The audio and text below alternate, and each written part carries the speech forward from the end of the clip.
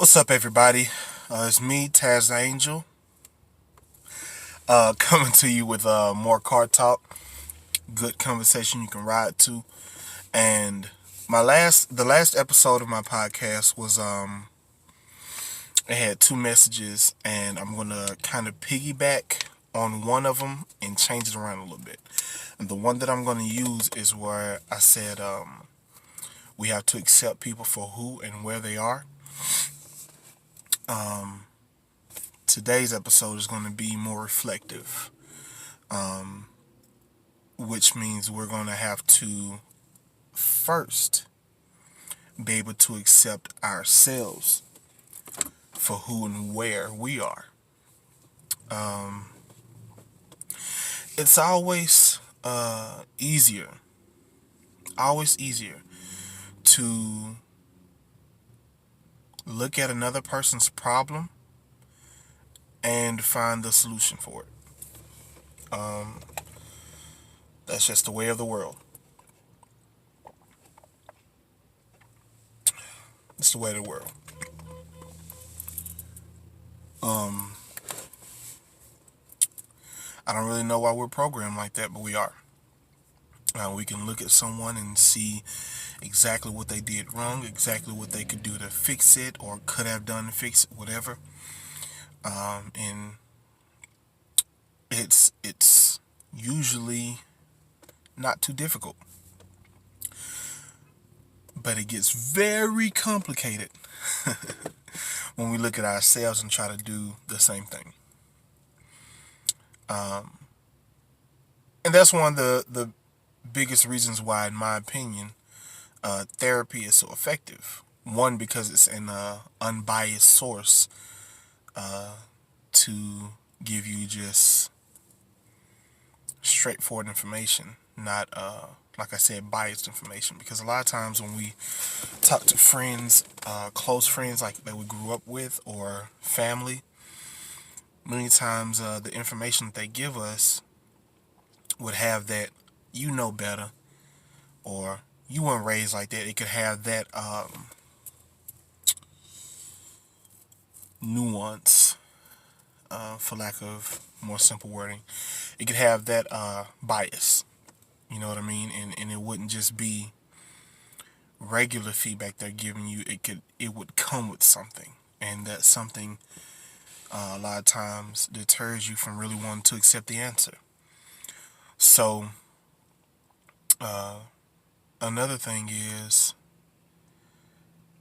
that it makes it better because they're on the outside looking in. A lot of times, man, and I tell people this, I didn't originate this. This isn't. I didn't invent this thought process, but I tell people, like, if you put your hand right up to your eyes, like if you put it to where you're touching your forehead and your nose, and you look at it, you just see something obscuring your vision. You just see something blocking you. You don't know what it truly is that's blocking your vision until you step back from it. When you step away from it, that's when you're able to identify it. And that's also why it's easier to identify problems with other people and the solutions with other people than it is with ourselves. A lot of times we're too close to it, right? But today is going to be a little transparent. It's going to make us reflect on ourselves, make us think about our behaviors towards people, and as it pertains to ourselves. We can all point to a moment where someone hurt us. They just mistreated us and had no reason to do so. They're just dirty. You know what I mean? Just repetitively, repeatedly did something that we asked them not to do. We can think about situations like that easily. Like, man, I remember when that dude did me wrong. I remember when that girl did this to me. Like, we can do this quickly. But today, I would rather us think about times where we did the mistreating. where we hurt someone without cause or without merit, where we mistreated someone, where we did somebody dirty, where we repeatedly did something that somebody else asked us to stop doing or to not do, period. And focus on that. Because I did an episode a while ago that was entitled Understanding Should Always Be the Goal. Well, if we begin to be real and acknowledge ourselves and our own behaviors, our own negative behaviors, if we begin to really look at those and analyze those, it would make us less likely to respond emotionally to people. And I always tell people, never talk about an emotion while you're still feeling it. Say that again. Never talk about an emotion while you are feeling it. Ever. Yeah, we can say don't talk about, we can edit it and say don't talk about negative emotions while we're feeling it. But nah, I don't even like to talk about happy emotions when I'm feeling it, because when I look back on it, maybe I shouldn't have been so happy, or maybe I misinterpreted something. How many times have y'all, you know, thought about something? This dude loud as crap. Like he's just walking to his car, basically yelling at his phone. But anyway, um, I'm trying to regain my train of thought now.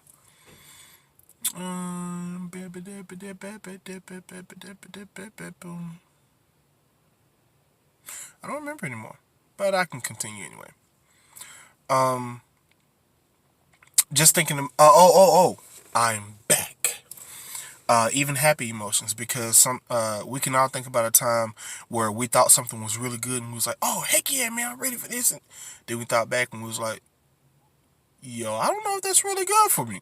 You know what I mean? Like, so I try my best to not talk about any emotion while I'm feeling it, especially negative emotions, because they usually give you the biggest drawback. If you talk to someone who has angered you while you're still feeling that anger, it's usually going to end up pretty bad. Arguments, cussing somebody out, maybe violence. I don't know. But at those times, it is best to disengage. Do not talk about it. Disengage from that person. Process your feelings, which means think about what you're feeling and why you're feeling it, and how to effectively express that feeling without feeling it. So what I mean is, you go home, somebody ate the last piece of pie that you pushed in the back of the refrigerator, wrapped up, put it in a Tupperware that had your name on it, somebody still ate it. Don't go asking who ate your pie as soon as you see it's eaten. I know it's not easy, because you're upset. You want to find out who did it. I get it. That rhymed. You want to find out who did it. I get it. Anyway, I understand. But once you find out, how's that conversation going to go?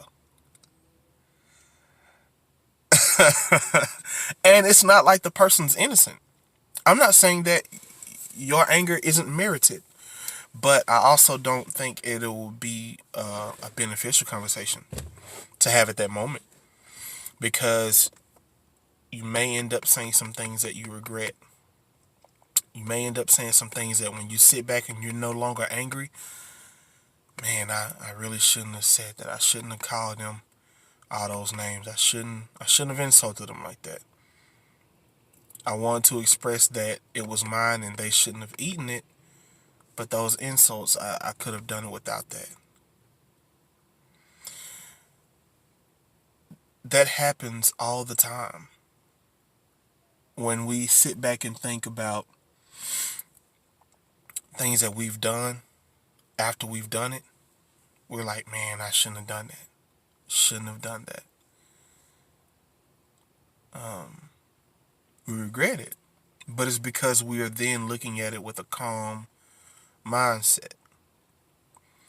So again, never talk about emotions while you're feeling them. And it's much easier said than done. You can ask anybody who's important to me, my parents, wife, kids, sister. I have disengaged with all of them in heated moments. I've told my parents straight up when I saw that the disagreement we were having was about to become an argument, before I disrespect them, I told them, look, Mama, Daddy, I don't think this is going to be a productive conversation right now. I would really like to disengage and we can continue it later. Because I could feel the anger boiling up inside me, and before I speak out of anger to my parents, I would rather just shut up. See, many times people won't want you to disengage because they won't have the mentality of not talking about the emotion while they're feeling it. They're going to be in the moment. They're going to want to talk about it right then and there. And it's happened to me.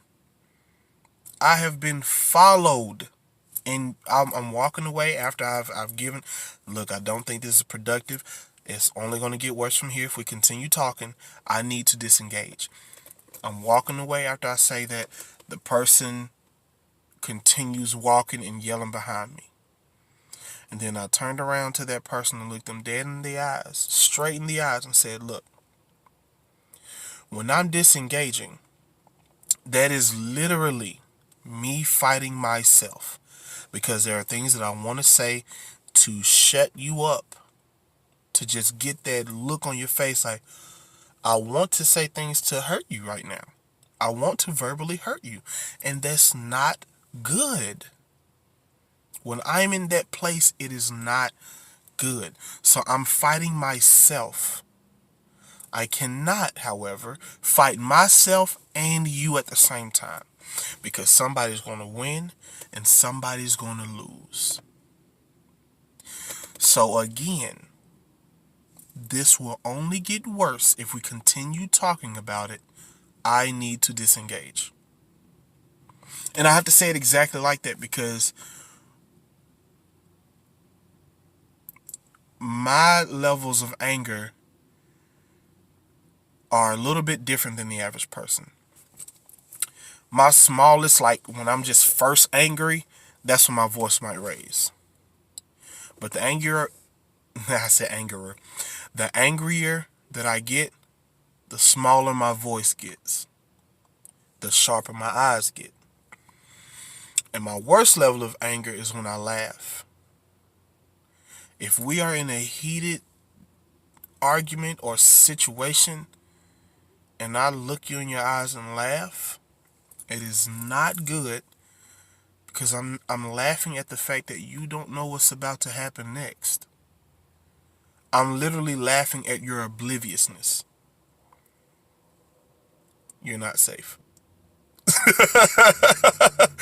if we are in, I'm talking about just a slap down verbal drag out, and I laugh, it's not a safe place to be. So before I get to that level, I really try my best to just disengage, because it's just not going to be good. It's not going to end up good, because what about tomorrow? What about tomorrow? What about next week? I don't want to say something in this moment because of this emotion that I'm feeling that is going to change the way you look at me forever.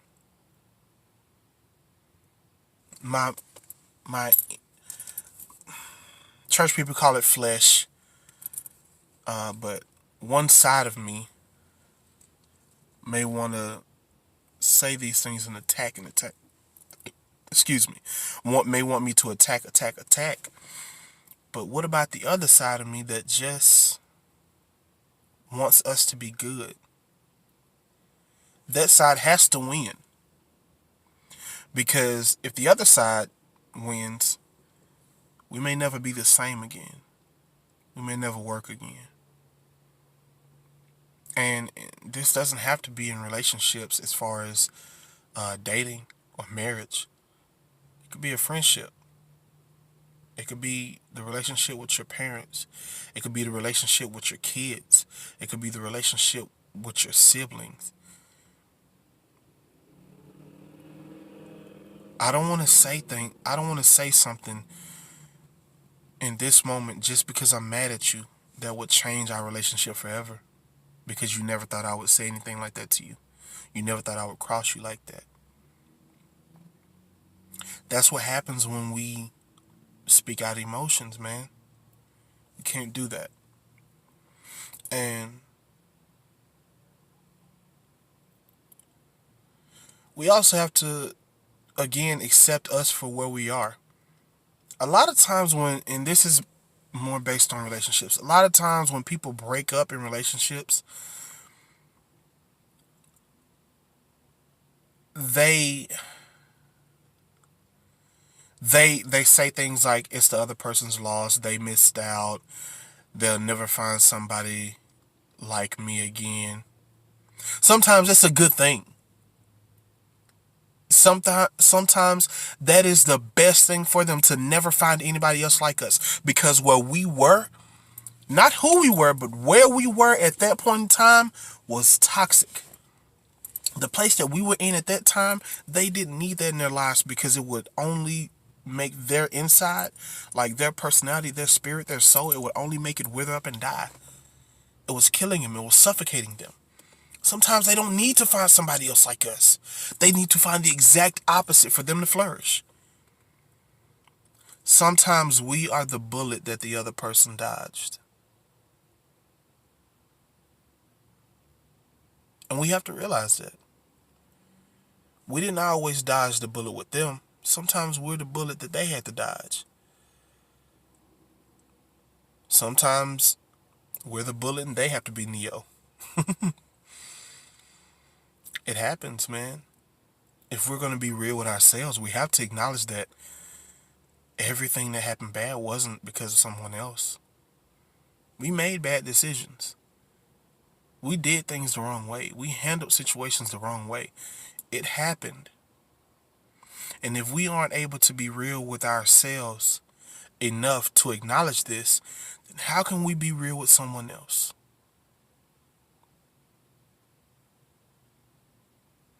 If we don't look at ourselves for where we are and acknowledge our downfalls, our shortcomings, if we don't do that, then we aren't truly getting to know ourselves. And if we aren't truly being able to know ourselves, then nobody else will ever really know us. And if no one else really knows us, no one else can really love us.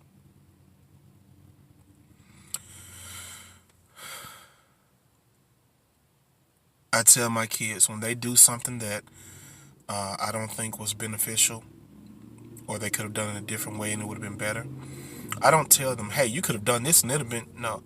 What I do is I ask them, hey, why'd you do it like that? And why'd you do that? And a lot of times, being kids, they just want to say, oh, I don't know. But I've told them pretty much since I met them, I don't know is unacceptable when I'm asking you about you. Because if you don't know why you did something, how in the world can I? If you don't know you, how can I? If you don't know you, how can anybody? When I'm asking you a question about you, the answer can't be I don't know. Because then either you're only moving out of emotions, or you truly don't know your reasons for acting or responding. You truly don't know why you did something. And that's not okay. Because if I punched a guy, one thing I should at least know is why I punched him. Whether it was because he was about to punch me, he swung on me first, or if I just wanted whatever was in his pocket, which I don't do that, but I'm just saying. Whatever my incentive was, whatever my reason was, I need to know it. So, if we're going to move forward, before anyone can truly love us, we have to love ourselves. And for us to actually love ourselves, we have to know ourselves.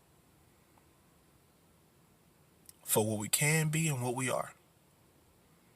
For who we can be and who we are. For where we can be and for where we are. And only then can we allow other people to love us and love others. I just want to end this by repeating. 1, never speak about an emotion while you're feeling it. And 2, sometimes you are the bullet that someone else dodged. And when we come to realize these things, we start to move on a path to become a better us. Because that should always be our destination. Becoming a better us should always be our destination. I hope you guys have taken something from this, beneficial, of course. I hope this was helpful in some way. I really do. I thank you guys for listening, for commenting, for sharing. I appreciate it. I really do. For getting me over 1,000 listens. I appreciate this. And for us to continue growing. I appreciate everyone who listens to even 1 minute of one of my if you just clicked on the podcast, I appreciate you for clicking, because you don't have to. You don't have to. So I appreciate you for doing so. And I look forward to growing more and more with you. This is Tazzdaangel. This has been another episode of Car Talk. Good conversation you can ride to. Look forward to hearing from you guys. Talk to you later.